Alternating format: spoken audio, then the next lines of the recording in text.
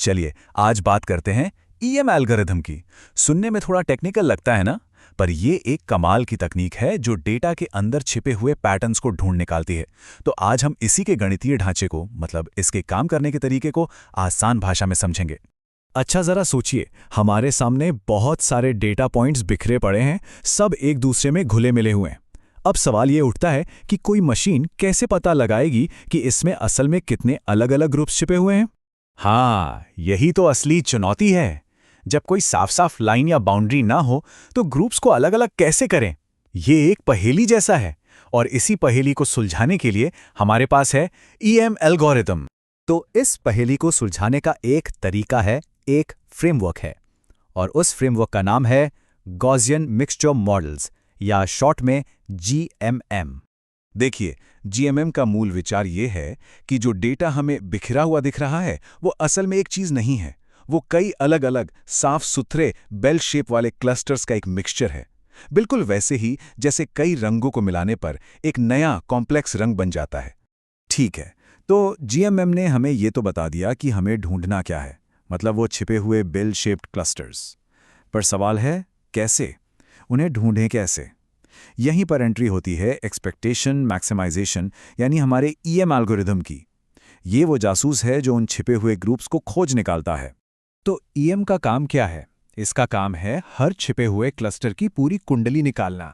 मतलब उसका centre point कहाँ है, वो कितना फैला हुआ है, और पूरे डेटा में उसकी हिस्सेदारी, या कह लीजिए उसका साइज कितना है। ईएम का काम करने का तरीका ना बड़ा दिलचस्प है। इसे समझिए एक डांस की तरह, जिसमें सिर्फ 2 स्टेप्स हैं, और ये डांस तब तक चलता रहता है जब तक परफेक्ट तालमेल ना बैठ जाए। तो ये डांस शुरू कैसे होता है? सबसे पहले सिस्टम एक अंदाजा लगाता है, फिर आता है पहला स्टेप, ई स्टेप, जहां ये हर डेटा पॉइंट की हर क्लस्टर में होने की संभावना को कैलकुलेट करता है। इसके बाद आता है एम स्टेप, जहां उन संभावनाओं के आधार पर ये अपने अंदाजे को और बेहतर बनाता है। और बस यही ई और एम स्टेप्स का लूप बार बार चलता रहता है। अब ये ई स्टेप काम कैसे करता है? इसके पीछे गणित का एक बड़ा नियम है, बेज थ्योरम। इसी का इस्तेमाल करके हर डेटा पॉइंट को हर क्लस्टर के प्रति एक जिम्मेदारी या प्रोबेबिलिटी दी जाती है। मतलब कौन सा पॉइंट किस क्लस्टर का होने की कितनी संभावना रखता है। ई स्टेप ने तो अपनी जिम्मेदारी बता दी। अब एम स्टेप क्या करेगा? वो इन प्रोबेबिलिटीज को एक वजन की तरह इस्तेमाल करके क्लस्टर्स के सेंटर और फैलाव को एडजस्ट करता है, ताकि वो डेटा पर और अच्छे से फिट हो सकें। असल में ये अपने शुरुआती अंदाजे को सुधारने का काम है। तो ये ई और एम का डांस, ये चलता कब तक है? ये तब तक चलता है जब तक हमारे क्लस्टर्स और बेहतर होना बंद ना हो जाएं। मतलब जब हमें सबसे बेस्ट फिट मिल जाए। टेक्निकली इसी को लॉग लाइक्लीहुड का मैक्सिमाइज होना कहते हैं। सीधी भाषा में, जब एल्गोरिदम को लगता है कि उसने डेटा को समझाने का सबसे अच्छा तरीका ढूंढ लिया है। लेकिन ईएम की असली खूबसूरती, उसकी सबसे बड़ी ताकत अब सामने आएगी। एक ऐसी चीज जो इसे कई दूसरी क्लस्टरिंग तकनीकों से बिल्कुल अलग बनाती है। और वो ताकत है ये विचार कि कोई भी एक पॉइंट 100% किसी एक ग्रुप का नहीं होता।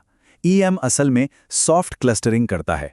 इसका मतलब है कि वो किसी भी पॉइंट को जबरदस्ती एक डब्बे में नहीं डालता, बल्कि वो बताता है कि उस पॉइंट की हर ग्रुप में होने की कितनी कितनी संभावना है। इस तस्वीर को देखिए, ये बात बिल्कुल साफ हो जाएगी।